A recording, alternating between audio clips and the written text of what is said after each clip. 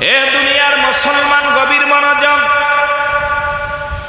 বর্তমান জামানা মুসিবতের জামানা, বিপদের জামানা। তসবির সুতা যেমন ছিঁড়ে গেলে মালাগুলো ধরে রাখা যায় না, এমন একটা বিপদ বহির্বিশ্ব বাংলাদেশের বুকে, পাশের রাষ্ট্রের মধ্যে, অল পৃথিবীর মধ্যে শুরু হয়েছে যে কর্মকাণ্ড। আমার মন বলে ঈমান নিয়ে কবরে যাওয়া বড় দুরস্কার হয়ে যাবে। কারণ আমার রাসূলকে নিয়ে যাদের মনের ভিতরে সন্দেহ জাগে, রসুলের মিলাদ নিয়ে যাদের সন্দেহ জাগে, রসুলের জুলুস নিয়ে যাদের সন্দেহ জাগে, এই দুনিয়াটা রব্বে কারিম আপনাকে আমাকে এখনো পর্যন্ত জিন্দা রাখছে। রব্বে কারিমের দরবারে শুকরিয়া আদায় করার দরকার বলে বলেন ঠিক কিনা? এ বন্ধুগণ গভীর মনোযোগ। মিলাদ, মিলাদ শব্দের অর্থ হলো জন্ম বৃত্তান্ত। রাসূলের মিলাদ বলা হয়, শুরু থেকে মিলাদের দিকে যাই। মিলাদ শব্দের অর্থ হলো জন্ম বৃত্তান্ত, এর বিস্তারিত আলোচনা। এখন মিলাদ, মিলাদ মানে জন্ম বৃত্তান্ত। জোরে জোরে চিল্লায়া বলা যাবে না মারহাবা। মিলাদ নাই কার? মিলাদ নাই আমার আল্লাহ। মিলাদ আছে পৃথিবীর সমস্ত মাখলুকাতের। এক কথায় হলো স্রষ্টার কোনো মিলাদ নাই, সৃষ্টির মিলাদ আছে। সৃষ্টি জগতের মধ্যে আমার নবীও একজন, আমিও একজন। তবে নবীরাও মানুষ, আমরাও মানুষ। নবীরা হলো গোনা থেকে মুক্ত, আমরা গোনায় যুক্ত। আমরা হলাম গোনা মার্কা মানুষ, নবীরা হলো মাসুমের মাসুম। জোরে বলেন ঠিক কিনা? নবীরা হলো মাসুমের মাসুম। এখন আমার মতো মৌলবী যদি কয় নবী আমগার মতো মানুষ, কথা কয় না কেন? নবী আমগার মতো মানুষ। আর মিলাদের দলিল দেওয়ার জন্য বেশি প্রয়োজন নাই, মিলাদের জন্য প্রয়োজন আমি আপনাদেরকে পড়ি, আমার সাথে পড়েন। বিসমিল্লাহির রাহমানির রাহিম। কুল হুয়াল্লাহু আহাদ, আল্লাহুস সামাদ, লাম ইয়ালিদ ওয়া লাম ইউলাদ ওয়া লাম ইয়াকুল লাহু কুফুয়ান আহাদ। আগে মিলাদের বিষয়ে জেনে আসি, তারপরে আলোচনায় যাই নবীর জিন্দেগির মধ্যে। মিলাদ, আল্লাহ বলেন হাবিব আপনি ওদেরকে জানিয়ে দেন আমি আল্লাহ। কয়জন? আরো যারা বলেন কয়জন? আমি আল্লাহ কাউকে জন্ম দিই নাই, কারো থেকে জন্ম নিই নাই। সুতরাং মিলাদের বিষয়ে এত বাড়াবাড়ির প্রয়োজন নাই। কারণ মুসলমান দুরুদ নিয়ে একটু বাড়াবাড়ি আছে। কেউ বলে দুরুদ ইব্রাহিম, কেউ বলে আমার নবীর দুরুদ। অনেকগুলো দুরুদের বিষয় আছে, তবে মিলাদের বিষয় আগে জানতে হবে। এখন বিষয় প্রথমেই দিয়েছেন মুসলমান গভীর মনোযোগ, গভীর মনোযোগ দিলের কান্ডা লাগা শুনবেন। প্রথমেই হলো রাসূল সাল্লাল্লাহু আলাইহি ওয়াসাল্লামের মিলাদ। এখন আমার নবীর মিলাদ আল্লাহ কয় হাবিব আপনি জানিয়ে দেন আমি আল্লাহ কারোর জন্ম দিই নাই, কারো থেকে জন্ম নিই নাই। আসমান জমিনের মধ্যে আমার সমতুল্য সমকক্ষ আর কেউ নয়। সারা পৃথিবী আমার মুখাপেক্ষী, আমি কারোর মুখাপেক্ষী নাই। সুতরাং আমার নবীর মিলাদ ছিল এক কথায় শুধু নবীর মিলাদ নয়, আপনার আমার সবারই মিলাদ আছে। জোরে বলেন ঠিক কিনা? বুঝে নিবেন, যেহেতু সাবজেক্ট দিচ্ছেন, আলোচনাগুলো খুব গুরুত্ব দিয়ে শুনবেন, এত বাড়াবাড়ির প্রয়োজন নেই। আল্লাহ বলেন হাবিব জানায় দেন ওদেরকে, এখন যে সমস্ত মৌলবীরা কয় মিলাদ জায়েজ নাই, আজকে নবীর মিলাদ নিয়ে হট্টগোল, নবীর মিলাদ নিয়ে, ঠিক কিনা? নবীর মিলাদ নিয়ে হট্টগোল। সে আলেম জানে না, বোঝে না। যদি বুঝতো জীবনেও কোনোদিন মিলাদ নিয়ে বাড়াবাড়ি করতো না। মিলাদের শাব্দিক অর্থ হলো জীবন বৃত্তান্ত, আমার নবীজির মুসলমান জন্ম বৃত্তান্ত, জীবন কাহিনী। এটা হলো মিলাদের মূল ঘটনা, মূল ইতিহাস। কিন্তু আমরা ভুলে গেছি মিলাদ নাই হলো কার? আর একটু জোরে বলেন কার? মিলাদ আছে কার? আরে আপনাদেরও আছে মিলাদ, খালি নবীজির নাই। নবীর তো মিলাদ আমার সাবজেক্ট দিছে, এখন আপনাদের মিলাদ নাই। এর মধ্যে মিলাদ নাই কার? কার একটু হাত তোলেন দি। বাতিলপন্থী একদল আলেম আছে যারা মিলাদ অস্বীকার করে, তাহলে নিজের জন্মটা অস্বীকার করে। এখন যদি জন্ম স্বীকার করে না, ওরা মুসলমান সবাই, এই জন্য মিলাদ হলো। রাসূল 570 খ্রিস্টাব্দে দুনিয়ার মধ্যে আগমন করেছে। রাসূলের বাবার নাম আব্দুল্লাহ, মার নাম আমিনা, দাদার নাম আব্দুল মুত্তালিব, দাদির নাম ফাতিমা, নানার নাম মুহাজ্জরিন, নানির নাম বাররা। বংশ হলো কুরাইশ বংশ। এই পৃথিবীর মধ্যে রাসূল আমার 570 খ্রিস্টাব্দে দুনিয়ার মধ্যে আগমন করেছে। এখন এইটা যদি কোনো ব্যক্তি অস্বীকার করে, সে কোনোদিন মুমিন হতে পারে না, মুসলমান হতে পারে না। আমি মনে মানব দানবের ভিতরেও পড়ে না, কারণ এই পৃথিবী সব কিছু আল্লাহ সৃষ্টি করেছে, প্রতিটা মাখলুকাতের মিলাদ আছে। সুতরাং যে মৌলবী কয় আমি মিলাদ মানি না, এই মৌলবীরও মিলাদ আছে, মৌলবীর বাড়ির গরু ছাগলেরও মিলাদ আছে। এখন কত নিচেই যাব, আর ওর বাড়ির বিলাইটারও মিলাদ আছে, ওনার বাড়ির কুকুরটারও মিলাদ আছে, কিন্তু আমার রাসূলের মিলাদ মানতে রাজি নয়, কারণ এর মতো অপদার্থ মানুষ আর দুনিয়ায় থাকতে পারে না। জোরে বলেন ঠিক কিনা? এখন মিলাদ নিয়ে এত বাড়াবাড়ি, কথা বোঝেন, কথা বোঝেন যে দুরুদ নিয়ে থাকতো, কিন্তু এখানে আমার যে সাবজেক্ট সেটার পর আমি খেয়াল করতেছি, ভালো করে খেয়াল করবেন। এখন রাসূলের মিলাদ, আমার নবীর পৃথিবীর মধ্যে আদম আলাইহিস সালামের মিলাদ ছিল। এই পৃথিবীর মধ্যে যত নবী আকলাক মতান্তরে 2,24,000 পয়গম্বর। শুধু তাই নয়, কুরআনুল কারীমের মধ্যে 25 জন নবীর কথা আছে। লুকমান হাকিমকে দিয়া 26 জনের কথা আছে, যাকে দিয়া এই 26 জনের মধ্যে প্রত্যেকেরই মিলাদ ছিল। আমার মুসলমান বাবা ছাড়াও আছে। রাসূল সাল্লাল্লাহু আলাইহি ওয়াসাল্লাম এই পৃথিবীর মধ্যে যত নবীগণ আছেন, পৃথিবীর মধ্যে আগমন করেছেন, প্রত্যেকেরই মিলাদ ছিল। জোরে বলেন ঠিক কিনা? এ মুসলমান গভীর মনোযোগ। তবে এত বাড়াবাড়ি কিসের? কারণ যিনি পারের কান্ডারি, যিনি আপনার আমার দরদি, যিনি আপনার একমাত্র দরদি বান্ধব, যিনি আমার দুনিয়ার সাথী, কবরের সাথী, মিজানের সাথী, যিনি ফুলসিরাতের সাথী, যিনি একমাত্র নিদানের কান্ডারি, যিনি একমাত্র পারের দরদি বান্ধব,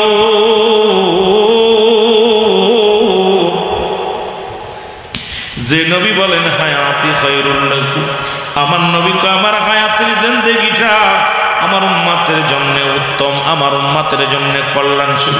আরে সেই নবী আছে দুনিয়ার মধ্যে, সেই নবীর মিলাদ দিয়া এত চুলকানিরও কেন আপনাদের বুঝি আসে না? সেই নবীর মিলাদ আমরা সারা জীবন মেনে যাব। জোরে জোরে বলেন ঠিক কিনা? আর একটু জোরে বলেন ঠিক। এখন এখানে আসলে একটা বিষয় বুঝার বিষয়, দুরূদ, ঠিক কিনা? আমরা দুরূদ পড়ি, আল্লাহুম্মা সাল্লি আলা সাইয়্যিদিনা মাওলানা মুহাম্মদ ওয়া আলি সাইয়্যিদিনা মাওলানা মুহাম্মদ। সুবহানাল্লাহ পড়েন না আমার সঙ্গে, আল্লাহুম্মা।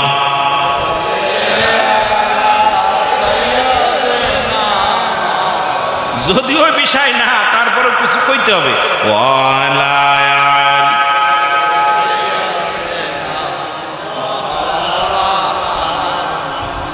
এখন আল্লাহ নবীর মিলাদ হওয়ার পর নবীর উপরে খুশি। আল্লাহ ইন্নানি চিন্নাল্লাহ, আমি আল্লাহ ইউসাল্লুনা, আমি পড়েছি আলান নবী, আমার নবীর উপরে। ইয়া আইয়ুহান্নাযীনা আমানু, আল্লাহ যদি বলতে আইয়ুহান নাস, নাস শব্দের অর্থ হলো মানুষ। আল্লাহ মানুষদের ডাক দেন নাই। যদি চট্টগ্রামের মানুষের মধ্যে একদল আছে নবীর পক্ষে, আর একদল নবীর বিপক্ষে, একদল আছে জুলুসের বিপক্ষে, একদল আছে পক্ষে, আছে কিনা? কথা বলেন আছে না? এই চট্টগ্রামে আছে না? একদল আছে কয় নবীর মিলাদ পড়ে তাবারক খা, পায়খানা খা সমান। আর এক দল আছে নবীর জুলুস করে মিষ্টি খা সুন্নাত মনে করে। দুই দল আছে কিনা? জোরে বলেন আছে কিনা? আছে তো, না মিথ্যা বলতেছি? এই দুইটা দল আছে। এখন আল্লাহকে আমারও একটা দল আছে, একদল আমার পাগল, নবীর পাগল, আওরা আমারও মানে নবীরও মানে। এরা কারা? এরা হলো ইমানদার। আল্লাহ বলে ইয়া আইয়ুহান্নাযীনা আমানু সাল্লু আলাইহি ওয়া সাল্লিমু তাসলিমা। এখানে ভালো করে বুঝেন, আল্লাহ কয় দুরূদ সালাম পাঠ করো কার উপরে? আমার নবীর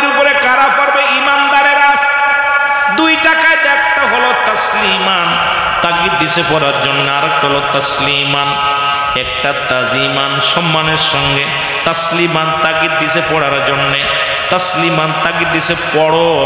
হুকুম কার? জোরে বলেন কার? আল্লাহ কাদের হুকুম দিছে? দিছে ইমানদারদের, বেঈমানদের দেয় নাই, দাড়িওয়ালারে দেয় নাই, টুপিওয়ালারে দেয় নাই। এই দুনিয়ার মধ্যে খানকার ফিরে দেন নাই, মাঠের ফিরে দেন নাই, ময়দানের ফিরে দেয় নাই। যারা একমাত্র আল্লাহর নবীর পাগল, আল্লাহর পাগল, এদেরকে আল্লাহ বলে তোরা কি কর, বেশি বেশি করে পড়ো। তাগিদ দিছে পড়ার জন্যে। কি পড়বা তাও কয়, আমার নবীর উপরে কি পড়বা? তোমরা দুরূদ পড়ো, বেশি বেশি করে পড়ো। তাসলিমান তাগিদ দিছে পড়ার জন্য, তাজিমান সম্মানের সঙ্গে। এখন নবীরে ভালোবাসে কারা, নবীর প্রেমিক কারা, এটা প্রমাণ হয়ে যায়। কোন বিয়াদব নবীরে ভালোবাসতে পারে না, একমাত্র যাদের ভিতরে আদব আছে। আর আদব, বুদ্ধি, মহব্বত, সাহস, এই চারটা গুণে গুণান্বিত হলো সুন্নি আকীদার সমস্ত আশিকান, সুন্নি আকীদার সমস্ত মুরব্বীগণ, সুন্নি আকীদার সকল মুসল্লিগণ, সুন্নি আকীদার প্রতিটা মুসলমান। যারা সুন্নি আকীদার মুসলমান, এদের ভিতরে এক নম্বরে আছে আদব, দুই নম্বরে আছে বুদ্ধি, তাদের ভিতরে আছে মহব্বত, তাদের ভিতরে আছে সাহস। কারণ এই দুনিয়ার কোনো কিছু পরোয়া করে না, নবীর জন্য জীবন দিতে রাজি আছে। ধরে বলেন ঠিক কিনা? আদব, বুদ্ধি, মহব্বত, সাহস, এই চারটা গুণ আছে সুন্নিদের ভিতরে। সুন্নিদের ভিতরে আদব, একটা সুন্নি হট্টগোল মানেন, বিশ্বাস করেন, হট্টগোল, মারামারি, এগুলো আমরা কখনো এগুলো পছন্দ করি না। তর্ক বায়াস, আজকে দেখেন ওনাদের মুখের ভাষা এত নগণ্য খারাপ, কিন্তু আমরা সুন্নিরাতে এটা প্রতিবাদ করি না। কিন্তু আমাদের কোনো আলেম যদি একটু ফুস করে, ওনাদের উস থাকে না, 14 গোষ্ঠী ফুস করে ফেলে। যেটা বলেন ঠিক কিনা? আমার বাবারে, আমার বন্ধুরা, আমার বড্ড কষ্ট হয়। এখন উনাদের মুফতি শফিক আহমেদের লেখা ফতোয়ায়ে দেওবন্দের মধ্যে, ফতোয়ায়ে দেওবন্দের মধ্যে 2য় খণ্ড 33 নম্বর পৃষ্ঠা, বাবারা আমার, লেখক হলো মুফতি শফিক আহমেদ, যিনি গুরুর গুরু, গুরু উনাদের বড় গুরু, যিনি দেওবন্দ মাদ্রাসার বড় মুহাদ্দিস, যিনি যার কিতাব লেখলেন, যেটি পড়ে হাটাজারির ছাত্ররা যেখানে লেখাপড়া করে, মুসলমান সারা বাংলাদেশে কওমি অঙ্গনের আলেমদের উস্তাদ, উস্তাদুল আলেম, যার নাম হলো মুফতি শফিক আহমেদের লেখা। এই কিতাবের নাম ফতোয়ায়ে দেওবন্দ। এই কিতাবের মধ্যে 2য় খণ্ডের মধ্যে 33 নম্বর পৃষ্ঠার মধ্যে বয়ান করে, রাসূলের উপরে দুরূদ ও সালাম পাঠ করা জীবনে একবার ফরজ। এ মুসলমান শুনে নাও, যতবার পড়বে মুস্তাহাব আমল। নবীর উপরে দুরূদ ও সালাম পড়বে কারা? একমাত্র আহলে সুন্নাত ওয়াল জামাতের আকীদা হলো ওই নবীর উপরে দুরূদ ও সালাম পাঠ করা মুস্তাহাব আমল। জোরে বলেন মারহাবা। আর একটু জোরে বলেন মারহাবা। এখন মৌলভী সাহেব, তোমার আব্বা কয় কি, তুমি করো কি? কথা বুঝেন? তোমার মুরব্বী কয় কি, তুমি করো কি? বড় কষ্ট লাগে। যদিও নবীর জীবন চরিত্র, মিলাদুন নবীর আলোচনা আসবে এখানে, আমার রাসূলের সম্মানের আলোচনা আসবে, শুধু একটু বোঝাতে যে তুমি মিলাদ বলতে আমরা বুঝি পরিচালিত যেটা আমরা দুরূদ শরীফ পড়ি, এটাই সাধারণ পাবলিক মিলাদ পাবে। জোরে বলেন ঠিক কিনা? আরো জোরে বলেন ঠিক কিনা? অনেক সময় এটা নিয়ে ইমাম সাহেব যে আমাদেরকে নিয়ে দুরূদ শরীফ পড়ে, এটা নিয়েই মনে করে এটাই মনে হয় মিলাদ। কিন্তু মিলাদের কিন্তু মূল ভাবধারা আমি কিন্তু আপনাদের একবার বুঝাই দিছি অল্প সময়ের মধ্যে। এটাকে বিস্তারিত নিয়ে আলোচনা করলে ঘন্টা 2 চলে যাবে। আমি কিন্তু এত সময় আপনাদের নষ্ট করব না। আর আমি সিদ্দিকী সাহেব জানেন যে আমি সালাম দিয়ে আলোচনা শুরু করি। আর আমি এত বড় জ্ঞানী না, আমার সাথে অনেক জ্ঞানীগুণী মানুষ এখানে আছেন। আমরা মিলাদ শব্দ মনে করি বেশিরভাগই প্রত্যন্ত অঞ্চলে, পল্লী এলাকায়, আমরা সাধারণ পাবলিক যারা সকলে মনে করি এক জায়গা বইয়া নবীর উপরে দুরূদ পড়ে এটারই মিলাদ মনে করি। জোরে বলেন ঠিক কিনা? আসলে মিলাদের শাব্দিক অর্থ হলো জন্ম বৃত্তান্ত। সুবহানাল্লাহ বলেন না? আরো জোরে, আরো জোরে। বুঝিয়েছেন? কথা বলেন, বুঝিয়েছেন? এখন আমাদের মশাই, আমি আপনাদেরকে বলি, আমরা যে মিলাদ পড়ি, দুরূদ পড়ি, এই দুরূদ এখন আমার দেশের অসংখ্য মৌলবীরা এই দুরূদ পড়তে রাজি নয়। তারা বলে দুরূদ ইব্রাহিম পড়ব। যেরকম ঠিক কিনা? আমি বলতে চাই, আমাদের দুরূদের দলিল আছে, আপনাদের দুরূদের দলিল দেখান। আমাদের দুরূদের দলিল দেখান। এই বিষয়ে আমি অনেক আলোচনা করেছি বিস্তারিত। আমার বাবারা, আমার গভীর মনোযোগ। এই বিষয়ে অনেক আলোচনা হয়েছে, অনেক দুরূদের বিষয়ে ফজিলত নিয়ে আলোচনা হয়েছে। আমার বাবারা, আমার বন্ধুরা, আমার গভীর মনোযোগ। আজকে আমাদের সমাজ, আমাদের জাতি এমন একটা পর্যায়ে পৌঁছে গেছে, মিলাদের মুসলমান শুনে নাও, তিরমিজি শরীফের দ্বিতীয় খণ্ড 203 নম্বর পৃষ্ঠা 2 নম্বর কলম 2 নম্বর লাইনের মধ্যে মিলাদ আল্লাহুম্মা সাল্লি আলা সাইয়্যিদিনা মাওলানা মুহাম্মদ ওয়া আলা আলি সাইয়্যিদিনা মাওলানা মুহাম্মদ। কয় ওদের কোনো দলিল নাই, দুরূদ শরীফের দলিল নাই। আরে আলেম সাহেব শুনে নেন, হাটাজারির আলেমরা শুনে নেন, চট্টগ্রামের আলেমরা শুনে নেন, আমরা যে দুরূদ শরীফ পড়ি এই দুরূদের দলিল আছে, কিন্তু আপনারা যে দুরূদ ইব্রাহিম পড়েন একখানা দলিল দেন, বুখারী থেকে দলিল দেন, মুসলিম থেকে দলিল দেন, তিরমিজি শরীফ থেকে দলিল দেন, কিন্তু আমাদের দুরূদ শরীফ যেটা পড়ি আল্লাহুম্মা সাল্লি আলা সাইয়্যিদিনা মাওলানা মুহাম্মদ ওয়া আলা আলি সাইয়্যিদিনা মাওলানা মুহাম্মদ, যেখানে সকল নবীর খেলা শেষ, আখির নবীর খেলা শুরু, যেখানে সব নবীদের ইমাম রাহমাতাল লিল আলামিন। জোরে বলেন মারহাবা, আর একটু জোরে বলেন মারহাবা। এখন যেটা বলতেছিলাম, তিরমিজি শরীফের দ্বিতীয় খণ্ড যাদের বাড়িতে আছে ভালো করে লেখে নেন। এখন মিলাদ যে প্রচলিত মিলাদ যেটা জায়েজ আছে কি না আছে, প্রচলিত যেটা মিলাদ যেটা বলে এটা জায়েজ নাই।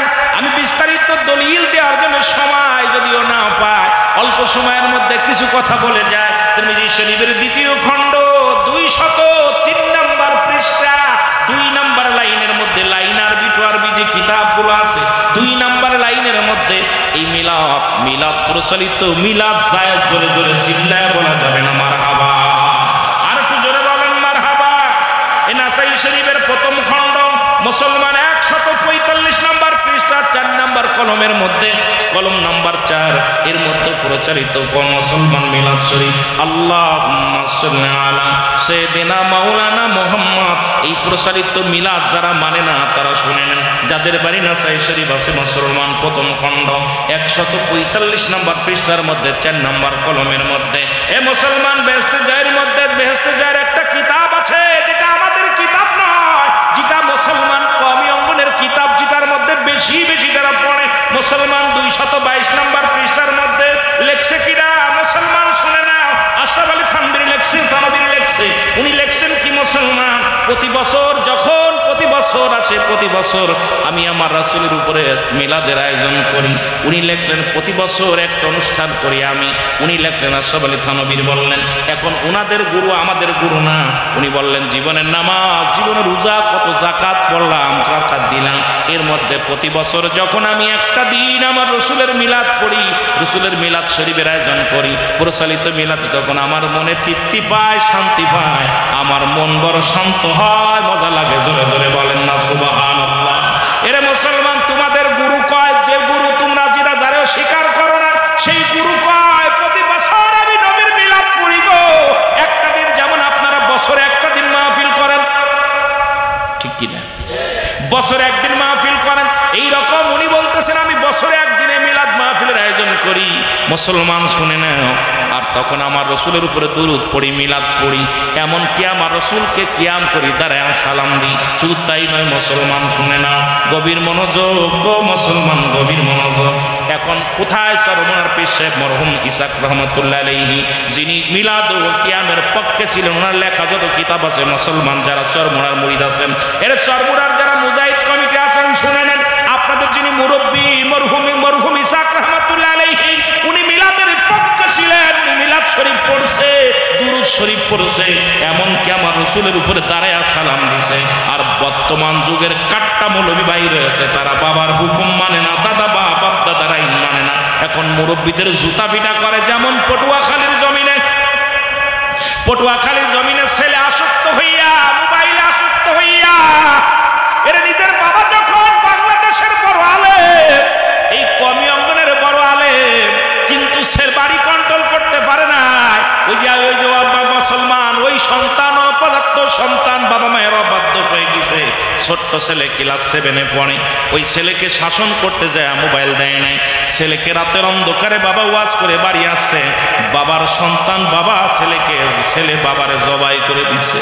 কারণ হলো ওরা বাবার মানে না, সন্তান বাবারে মানে না, বাবাকে জবাই করে। কারণ আমরা সুন্নি জামাতের কোন সন্তান বাবারে জবাই করতে পারে না, কারণ একটা প্রমাণ কেউ দেখাইতে পারবেন না। কারণ এই আদর্শ যাদের অন্তরের ভিতরে নবীর প্রেম আছে, নবীর ভালোবাসা আছে, এ কোনোদিন নবীর আশিকের গায়ের একটা পশমের ক্ষতি করে না। জোরে বলেন ঠিক কিনা? আর একটু জোরে বলেন ঠিক কিনা? শুধু তাই নয় মুসলমান, গতকালকে দেখলাম আসরের সময় আসরের নামাজের পরে মাইকি মসজিদের মাইকেল হামদিয়া কোথায় হোমনার জমিনে, কুমিল্লার জমিনে, কুমিল্লার জমিনে আমি একটু আগে একটা দলিল দিছি। রাসূল বলে মেরকাত সূরা মেরকাতের 10ম খণ্ড 722 নম্বর পৃষ্ঠা, তাফসীরুল বায়ান 5ম খণ্ড 524 নম্বর পৃষ্ঠা। আরে আমার আব্বার কিতাব না, যদি প্রমাণ না পারো কিতাব খোলো। যদি বাবা বলো, আমি বলতেছি কিতাবের নাম মেরকাত সূরা মেরকাতের 10ম খণ্ড 722 নম্বর পৃষ্ঠা, তাফসীরুল বায়ান 5ম খণ্ড 524 নম্বর পৃষ্ঠা। রাসূল বলে আলা সাবধান, না নিশ্চয়, আলা ইন্না উলিয়াল্লাহি, আল্লাহর তরফ থেকে যারা ওলি হয় লা ইয়ামুত, তাদের মৃত্যু নাই। আল্লাহ রাসূল নিজে ঘোষণা করে তাদের মৃত্যু নাই। আর তোমার মতো মৌলবী, তোমার মতো মুজাহিদ কমিটির, তোমার মতো তৌহিদি জনতা নাম দিয়া এই সমস্ত আল্লাহর ওলিদের মাজারগুলো পোড়ায়া দিছ। বড় কষ্ট লাগছে, বড় কষ্ট লাগছে। আমি আসার সময় ও যুবক, যখন আমি চট্টগ্রামের দিকে আসতেছিলাম, সংবাদ শুনে মনকে বড় সান্ত্বনা দিতে পারি নাই। দেখি মুসলমান হোমনার জমিনে একটা নয়, দুটি নয়, 4টা মাজার। যারা মাজারে শুয়ে আছে আল্লাহর ওলিরা, তারা তো কারোর ক্ষতি করে নাই। এর মরা মানুষগুলো তো কারোর ক্ষতি করে নাই। ওই মানুষগুলো শুয়ে আছে।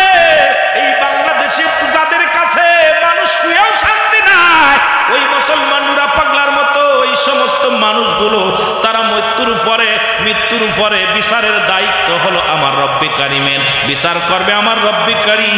তৌহিদি জনতা এখন বিচারের দায়িত্বটাও নিয়ে নেছে মরার পরে। জোরে বলেন ঠিক কিনা? কোন সুন্নি জনতা এটা করে নাই, কারণ তারা আসবে না। কারণ মৃত্যুর পরে ফয়সালা কে দিব? বলেন কে? মৃত্যুর পরে ফয়সালা কি দিব? আপনাদের ইমাম সাহেব দিব। ইমাম সাহেব ফয়সালা দিবে জীবিত থাকতে। সে যদি শরীয়তের বিরোধিতা কোনো কাজ করে, মুসল্লিদেরকে নিয়ে এটা সমাধান দিবে, তাকে তওবা পড়াইবে। তারা কি করবে? হিদায়াতের জন্য বাণী শোনাইবে, বুঝাইবে। তারে না পারলে জনগণ মিলে একটা ডিসিশন নিবে। আমার বাবারা আমার, কিন্তু মৃত্যুর পরে ইমাম সাহেব যদি লাশের সঙ্গে বেয়াদবি করে, তাহলে বোঝা গেল মরার পরে ওই দায়িত্ব এখন আজ আল্লাহর যে দায়িত্ব, এই দায়িত্ব এখন উন্ডা গ্রহণ করেছে। মরেও শান্তি নাই বাংলাদেশে। ধরে বলেন ঠিক কিনা?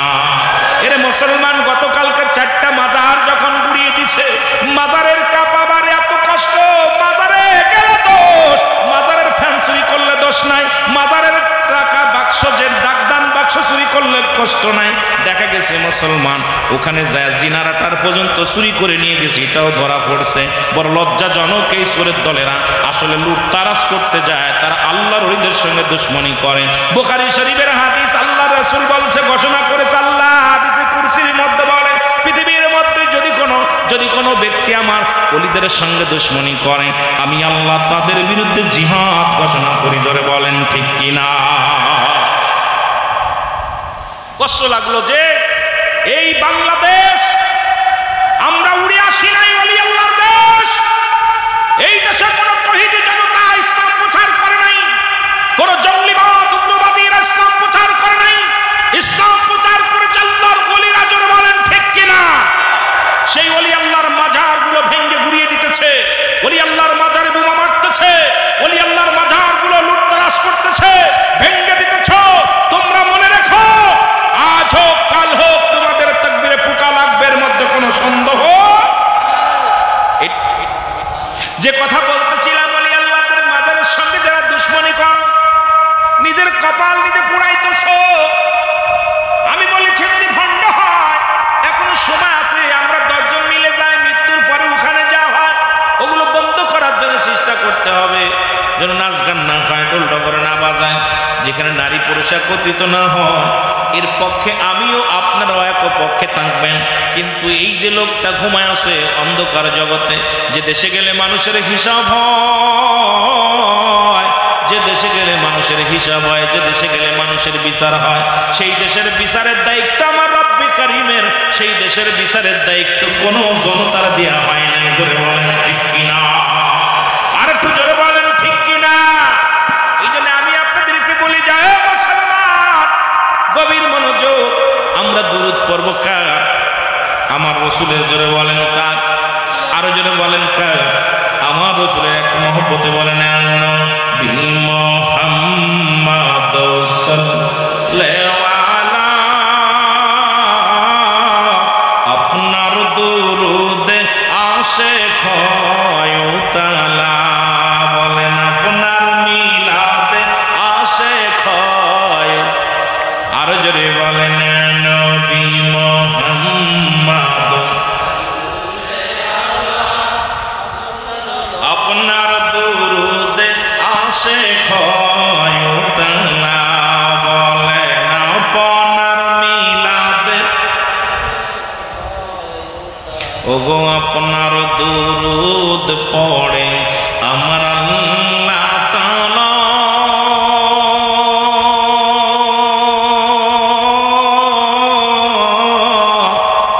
আপনার দুরুদ পড়ে ফেরেশতারা ইয়া নবী ওগো আপনার দুরুদ পড়ে আমার আল্লাহ তাআলা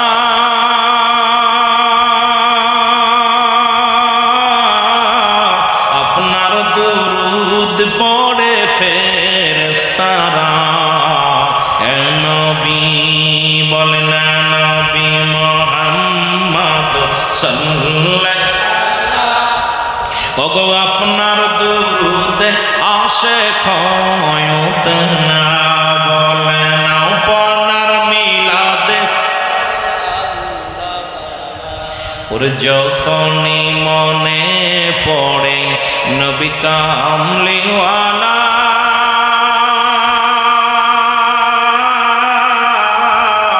দুরুদ বানায় আসে গলার মালা ইয়া নবী যখনই মনে পড়ে নবী কামলিওয়ালা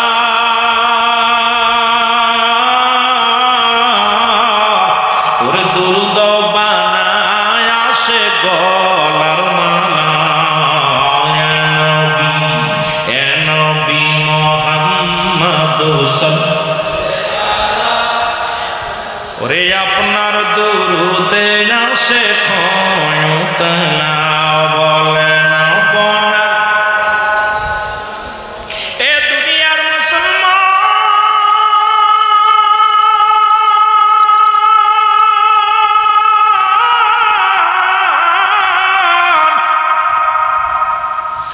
বড্ড কষ্ট হয় রে আজকে যখন জাতি এমন ভাবে নষ্টের পথে চলে গেছে আজকে সমাজ নষ্ট হয়ে গেছে জাতি নষ্ট হয়ে গেছে মুসলমান দাউদ আলাইহিস সালাম যখন কোরআন তেলাওয়াত করতে একটা কথা মনে পড়ে গেল যদিও আজকে আমার নবীর জীবনী আলোচনা মিলাদুন নবীর আলোচনা তবে বোঝাইতে যে কিছু কথা বলি হযরত দাউদ আলাইহিস সালাম ওনার কিতাব যখন তেলাওয়াত করতেন পশু পাখিগুলো পাগল হয়ে যেতেন আমার নবীর জুলুদ যখন শুরু হয় অত্র চট্টগ্রাম নয় নবীর আশিকরা পাগল হয়ে যায় জোরে বলেন ঠিক কিনা কথাগুলো এই জন্য বলে যায় দাউদ আলাইহিস সালাম যখন ওনার কিতাব পড়তেন পাখিগুলো পশুগুলো বনের বাঘ বনের হরিণগুলো মাছগুলো একত্রিত হইয়া দাউদ আলাইহিস সালামের ওই কিতাব পড়া শুনতেন রব্বে কারীম ঘোষণা করে দিলেন নবী দাউদ রে তুমি প্রতিদিন কোরআন তেলাওয়াত তুমি কি করবা তোমার কিতাব তেলাওয়াত করবা তবে সপ্তাহে একটা দিন সেই দিনটা হলো তোমাকে আমি শনিবারে দিলাম এই শনিবারটা দিন দিলাম তোমার উম্মতের জন্য উত্তম একটা দিন দিলাম তোমার জন্য শনিবারের দিন তুমি কিতাব পড়বা আর সমস্ত পশু পাখি কারণ তুমি যখন তুমি যখন কিতাব তেলাওয়াত করো এই কিতাবটার আওয়াজ 40 মাইল দূরত্বের মানুষগুলো শুনতে পারে জোরে জোরে চিল্লায় বলেন মারহাবা এর দাউদ আলাইহিস সালামের মুসলমান শুনে নাও এরকম মাইক লাগতো না উনি জাব্বুর কিতাব যখন তেলাওয়াত করতেন এই আওয়াজটা 40 কিলোমিটার দূরে যেত কত কিলো 40 কিলোমিটার দূরের মানুষ 40 কিলোমিটার দূরের পশু পাখিগুলো কান খাড়া করে শুনতো যেখানে থাকতো নাড়াচাড়া দিত না যেখানে থাকতো আমি বছরের জুলুসে একটা দৃশ্য দেখার কারণে আমি কথাটা বলতেছি বাবা।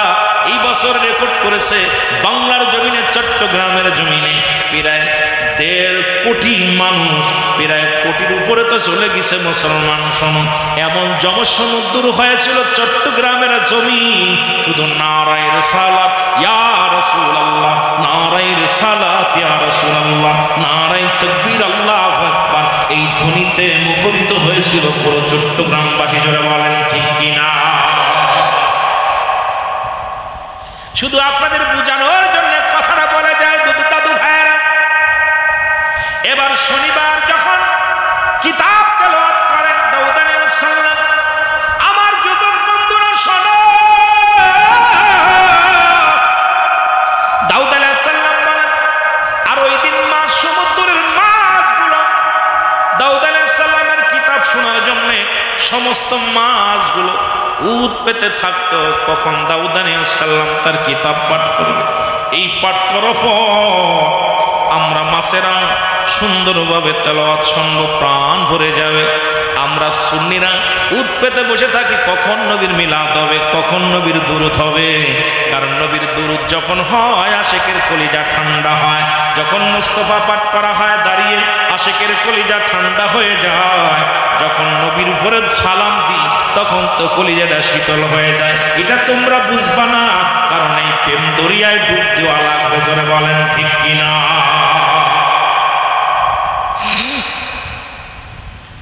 মিলাদ আমার তো মনে মাঝে মাঝে ওয়াজ মাহফিলে যাই, যেগুলো অন্য তরিকা তো ইসালে সফট হবে। যখন আপনার সালাম দিতে না পারি নবীর, আমার কলিজা পড়ে না, তখন গাড়িতে আমার সহকারে বলি, দোস্ত কেন মাহফিল নিলি? আর আমার নবীর সালাম দিতে পারি না, নবীর দুরূদ পড়তে পারি না, শান্তি পাই না। যতক্ষণ পর্যন্ত আমার নবীর দুরূদ সালাম পাঠ করতে না পারি মনে শান্তি পাই না, তৃপ্তি পাই না। কথা বুঝলেন? তৃপ্তি পাই না।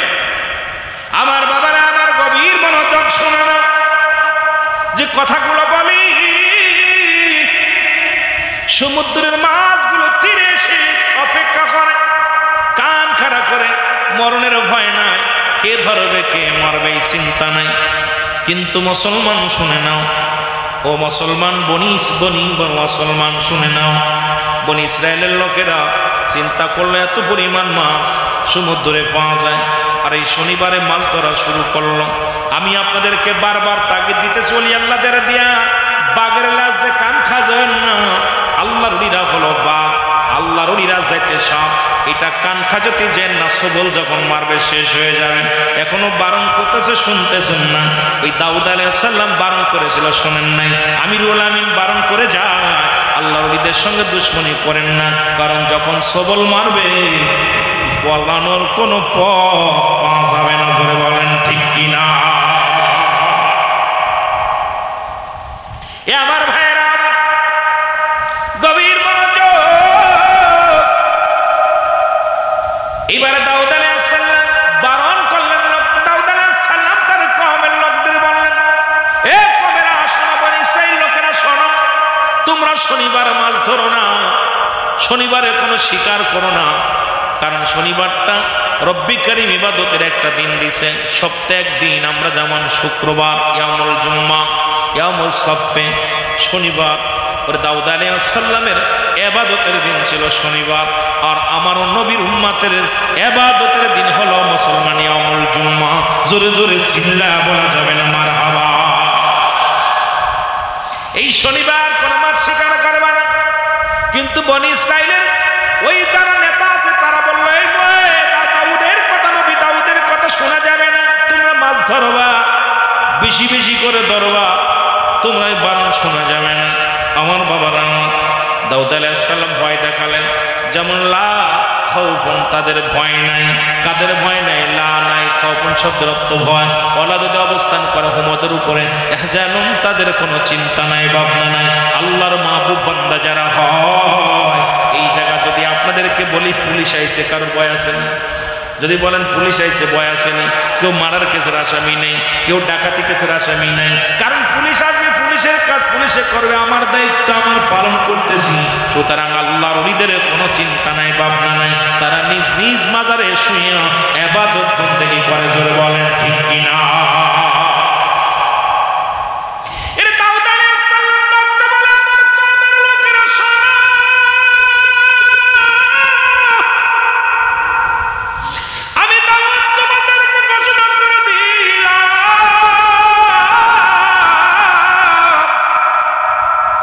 তোমরা গজবের মধ্যে পড়বে, তোমরা বিপদগামী হবে।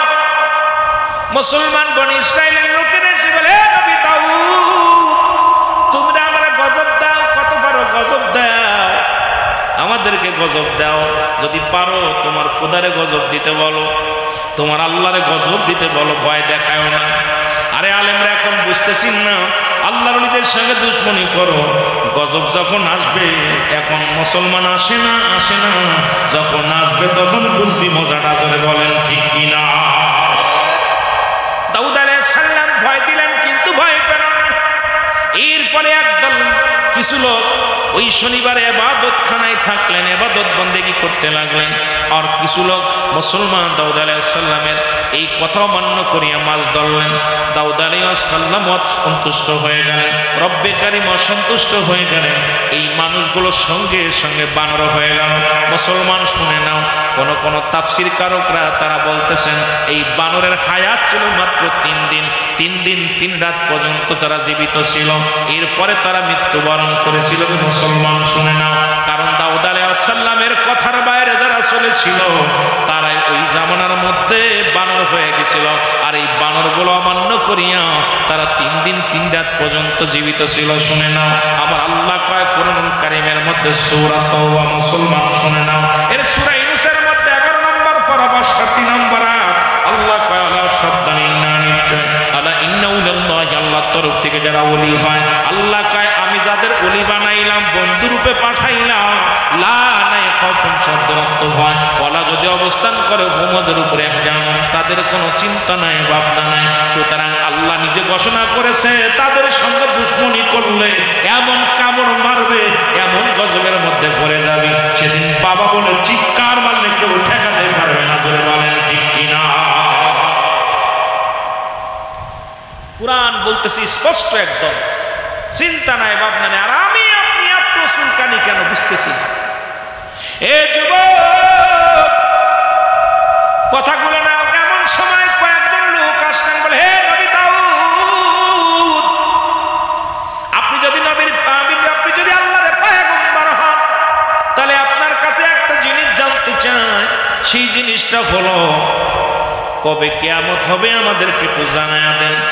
আপনি এত ভয় দেখান, কিয়ামতের ভয় দেখান, কিয়ামত কবে সংগঠিত হবে এইটা একটু বলে দেন। দাউদ আলাইহিস সালাম তো একটু অপেক্ষা করেন, কিয়ামতের নমুনা দেখাইব। আল্লাহু আকবার বলেন, আরো জোরে, কিয়ামতের নমুনা দেখাইব।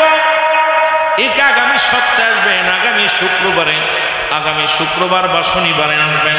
শনিবারে আমি আমার জব্বর কিতাব পাঠ করব, আর যখন পাঠ করব তখন আমি ওই কিয়ামত কেমনে হবে ওটা আমি আপনাদেরকে জানাইয়া দিব, দেখায়া দিব।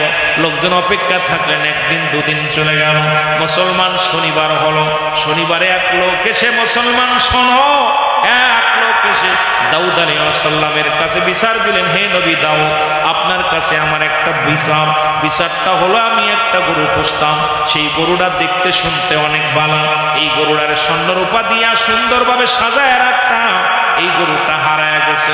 এই গরুটার যদি সন্ধান তুমি দিতে পারো দাউদ, তুমি একজন আল্লাহর নবী, তোমার কাছে আমার দাবি, আমার গরুটার সন্ধান তোমার করে দিতে হবে। এই গরুর সন্ধান যদি তুমি করে দিতে পারো,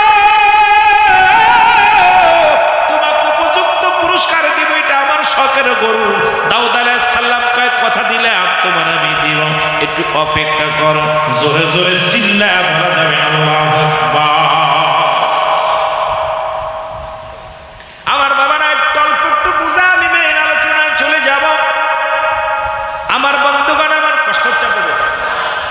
বলবো না ছেড়ে দিব? হ্যাঁ, দাউদ আলাইহিস সালাম বলেন, তুমি অপেক্ষায় থাকো। এ মুসলমান, গভীর মনোযোগ।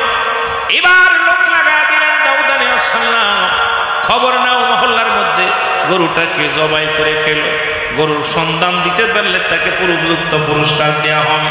এই খোঁজাখুঁজি করতে লাগলেন, করে কোথাও পায় না। কয়েকজন মহিলা খোঁজারও লেগে গেলেন, কোথায় এই মহল্লার মধ্যে আশেপাশে অঞ্চল, আশেপাশে গ্রামগুলো, বাড়িগুলো ঘুরে ঘুরে দেখে কোথায় দাউদ আলাইহিস সালামের গরু কেউ জবাই করেছে।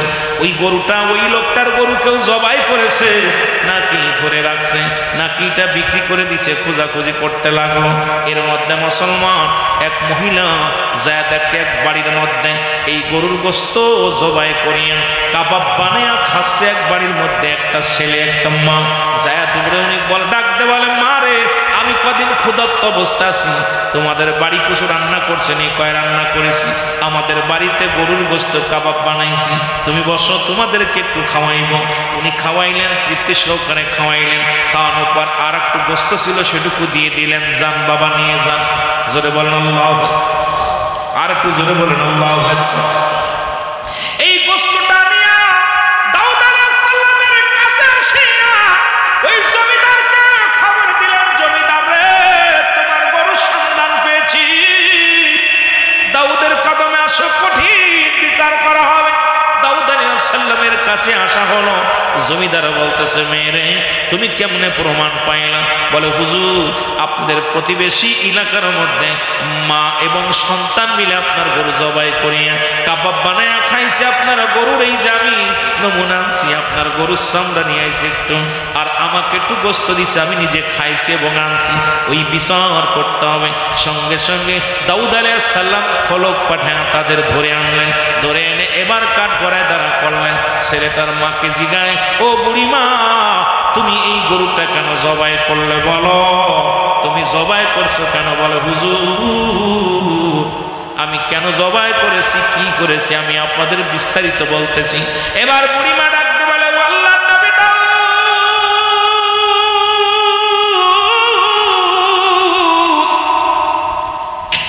নবী দাউদ রে,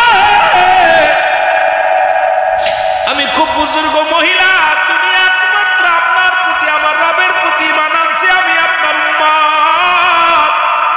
জীবনে আমার কোন বেগানা পুরুষে আমার চেহারা দেখে না, আমি এমন একজন মা, আমি এক জনম দুঃখিনী সন্তানের মা। হুজুর, আমার স্বামী ছিল এই মহল্লার মধ্যে সব চাইতে ধনী, বড় ব্যবসায়ী ছিল। আমার স্বামীকে কারা যেন মেরে ফেলেছে, ধন সম্পদ সব লুট করে নিয়ে গেছে। আমি ছোট্ট সন্তান নিয়ে ক্ষুধার যন্ত্রণায় দাঁড়ে দাঁড়ে বেড়াইতাম, কোথাও খাবার না পায়া এক জঙ্গলার পাশে আসিয়া মাওলার জিকির করি। আমি মাওলার প্রেমে পাগল হইয়া পড়ে আসি। হঠাৎ ঘুম থেকে উঠে দেখি একটা আনার গাছ, ওই আনার গাছটা দেখলাম। ওই আনার গাছটা দেখে বড় আশ্চর্য হয়ে গেলাম। শীতেনে একটা আনার গাছ, এই আনার গাছের দিকে লক্ষ্য করলাম। হঠাৎ করে আবার তাকাইলাম, দেখি আনার গাছে দুইটা ফল আনার ধরে আছে। এই আনার দুইটা পারলাম, খাইলাম। প্রতিদিন ওই গাছে দুইটা করে আনার হয়, আর দুইটা করে আনার, এই একটা আনার আমার সন্তানদের দিই, একটা আনার আমি খাই। এইটা দুইটা খায়া জীবন যাপন করি, আর আমার মাওলার জিকির করি, আমার আল্লাহর পাগল। এরে আমার রব্বে কারিমের পাগল,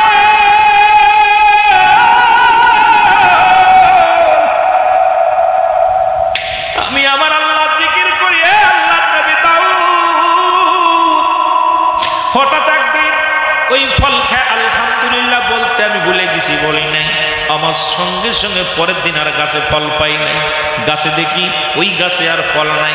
ওই দুটি ফল ক্ষুধার্ত অবস্থায়, এরপরে 3 দিন অনাহারে, 3 দিন অনাহারে আসি, 3 দিন ক্ষুধার্ত অবস্থায় আসি, কোনো খানা পাই না, খানা অনাহারে রয়েছি পড়ে। এমন সময় আল্লাহর নবী দাউদ, আমার কলিজার টুকরা সন্তান, তার তো বাবা নাই, সেও তো এক জমিদারের ছেলে ছিল, কিন্তু খোদার যন্ত্রণা সহ্য করতে পারছে না। আমি মা হইয়া রব্বে কারিমের দরবারে দরখাস্ত করি, রব্বে কারিম,